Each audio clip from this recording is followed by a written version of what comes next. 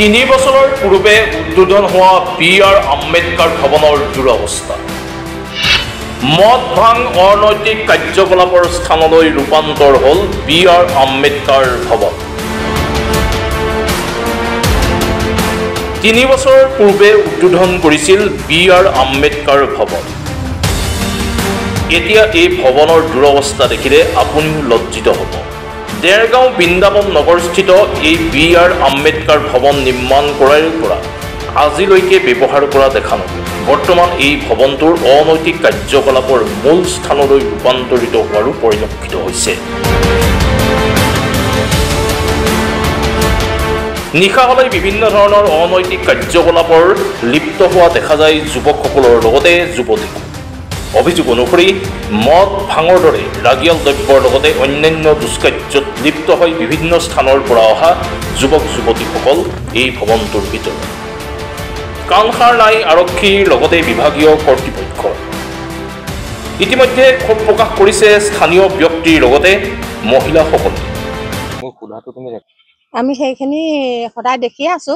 সেইখিনি আম্বেদকাৰ ভৱনতো বহুত ল'ৰা ছোৱালী আহি ইয়াত চিগাৰেট মদ ভাং আদি খাই বেয়া বেয়া পদ্ৰৱ কৰি আছে। সেইখিনি যাতে প্ৰশাসনে ব্যৱস্থা এই ঘৰটো যদি ব্যৱহাৰ কৰিব নোৱাৰে তেতিয়া ঘৰটো ভাঙি পেলাওক। আমাৰ অশান্তি হৈছে। আমি ওচৰ চুবুৰীয়া হিচাপে নিজে লাজ পাইছো।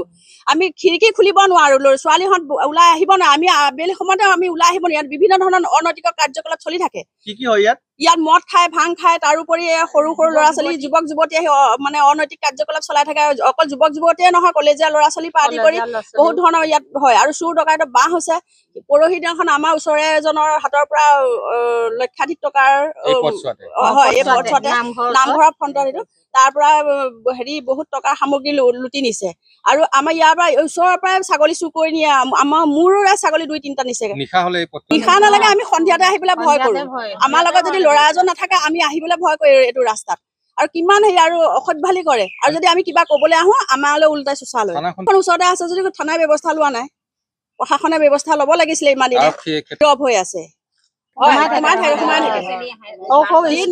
ৰাতিপুৱা 5টা বজাতো ইয়াত অনৈতিক কাৰ্যকলাপ চলে। ল'ৰা ছোৱালীবিলাক ক্লাছ কৰিবলৈ আহে, ল'ৰাবিলাক ক্লাছ কৰি আহি পেলাই ইয়াত সোমাই থাকেহি। আৰু ইয়াত নীৰৱ ভূমিকা, প্ৰশাসনে নীৰৱ ভূমিকা অৰ্পণ কৰি আছে। আৰু যদিহে এই ঘৰটো যদি সৎ কামত যদি ব্যৱহাৰ কৰিব নোৱাৰে তেতিয়াহ'লে ঘৰটো ভাঙি পেলাই ভাল হ'ব। আমাৰ ওচৰ চুবুৰীয়া আমি বহুত অশান্তিত ভুগি আছো।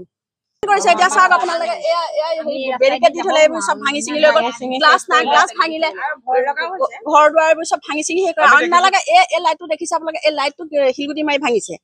ইয়াত মানে কোনো মানুহ আহিব পোহৰ কৰি দিব লাগে, সেইযোৰ ভাঙি দিছে।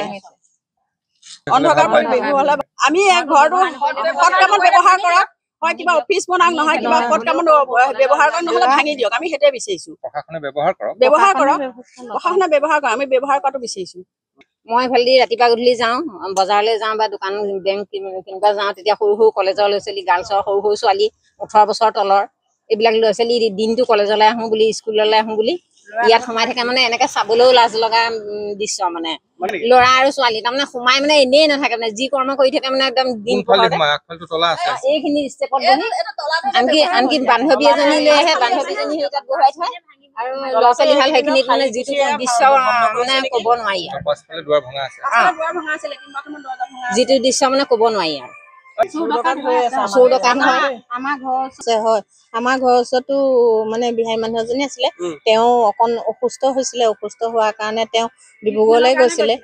24 দিনত গৈছিলে। 24 দিনৰ মূৰত আহিলে। অহাৰ পিছত দেখিছে তেওঁৰ ভিতৰত বস্তু একোৱেই নাই।